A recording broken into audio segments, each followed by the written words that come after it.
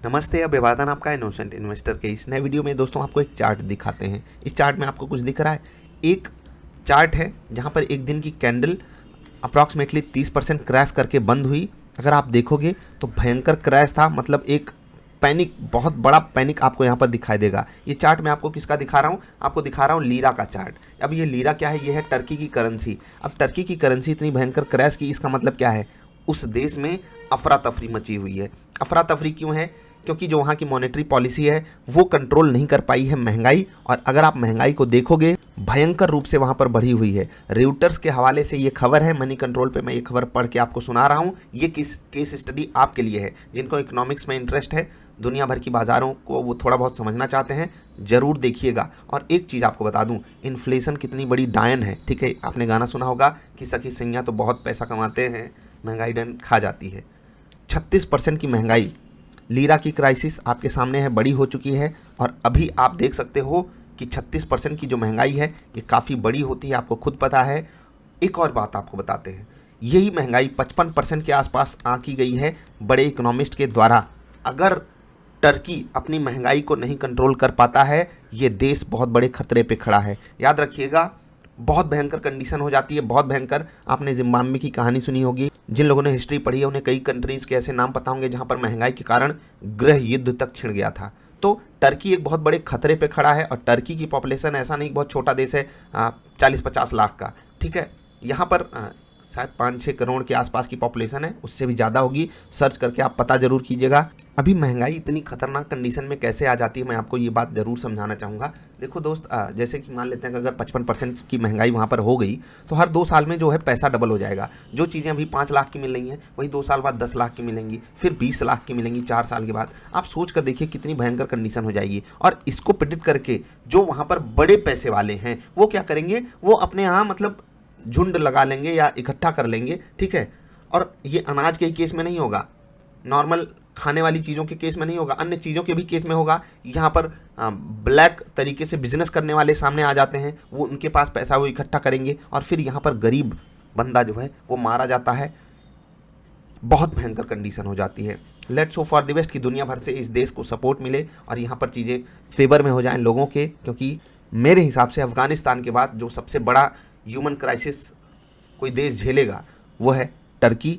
अभी के सिनारियो में तो यही डेटा सामने आ रहा है।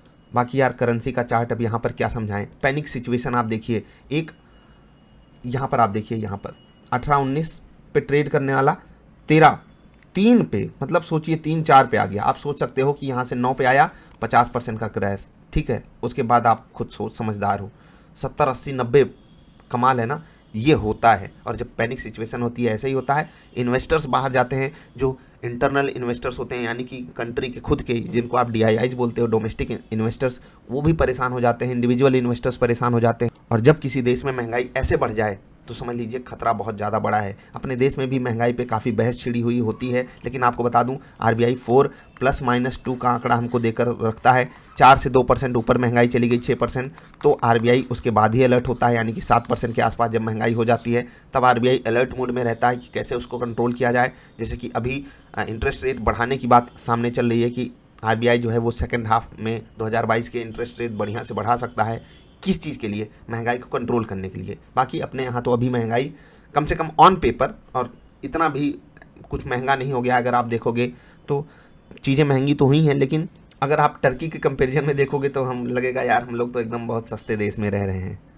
लेकिन पर्सनल लेवल पे इंडिया जैसे देश में, जहाँ पर पेपर पे तो कुछ भी नहीं दिख रहा है, 4-6% की महंगाई, 7% की महंगाई, लेकिन रियलिटी में वो महंगाई फील होती है हमको। यार ये चीज़ तो अभी इतने की थी, अभी इतनी महंगी हो गई। तो सोचिए टर्की वालों का क्या हाल होगा। ये केस स्टडी है आपके लिए। पहली चीज़ तो आपको न्यूज़ पता चली, दूसरी जाकर पढ़िएगा मॉनेटरी पॉलिसी किस तरीके से मतलब कंट्रोल नहीं कर पाई वहाँ की महंगाई और क्या क्या दिक्कतें आई। पूरा देश इस वक्त टॉप मैनेजमेंट को गाली दे रहा होगा, पूरी दुनिया की नज़र इस वक्त टर्की पे बनी हुई होगी। और ये सिचुएशन कभी भी अंडर कंट्रोल करना आसान नहीं हो पाता है जब एक बार जैसे होता है ना, चिड़िया चुग गई खेत वाला माहौल है। अभी देखते हैं क्या होता है। बाकी आप ज़रूर इस पे अपडेट लेते रहिएगा, केस स्टडी करिएगा ज़रूर ये वाली, क्योंकि आपको काफ़ी कुछ समझ में आएगा। और महंगाई कितनी खतरनाक होती है ये तो आप इस जगह से, इस एनालिसिस से सीख ही जाओगे। ठीक है, जब खुद से करोगे। महंगाई की बात हो ही रही है तो आपको बता दें कि महंगाई से दो सेक्टर बिल्कुल परफॉर्म करने से कतराते हैं। एक हो गया बैंकिंग सेक्टर, दूसरा हो गया एफएमसीजी। आप खुद कनेक्शन जोड़ सकते हो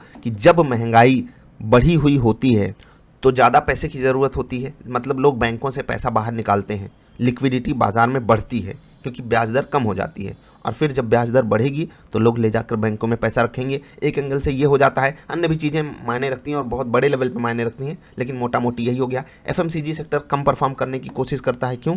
क्योंकि लोग जो है वो महंगाई देख करके चीज़ें कम खरीदने की कोशिश करते हैं, सोचते हैं कि यार महंगा हो गया महंगा हो गया। बाकी एफएमसीजी पे तो मैंने वीडियो डाली है, आई होप आपने देखी हो, वहाँ से कुछ डिकोड जरूर कीजिएगा। अभी मैं आपसे विदा ले रहा हूँ, मिलते हैं कल की बाजार वाली वीडियो में, जहाँ पर काफ़ी कुछ आपके साथ डिस्कस करेंगे, कितने पॉइंट ऊपर नीचे बाजार खुलेगी, इंपॉर्टेंट सपोर्ट लेवल्स वगैरह क्या रहेंगे, इंतजार कीजिएगा। हाँ, ये वाली न्यूज़ जरूर जाकर पढ़िएगा, मनी कंट्रोल पे अवेलेबल है, अन्य वेबसाइट्स पे भी अवेलेबल है। और ये वाला चार्ट देख करके आप कहानी समझ सकते हो, कितना भयंकर पेन रहा होगा जो लोग यहाँ पर ट्रेड कर रहे होंगे, समझ रहे हैं ना, उनके साथ क्या हुआ होगा। नमस्कार।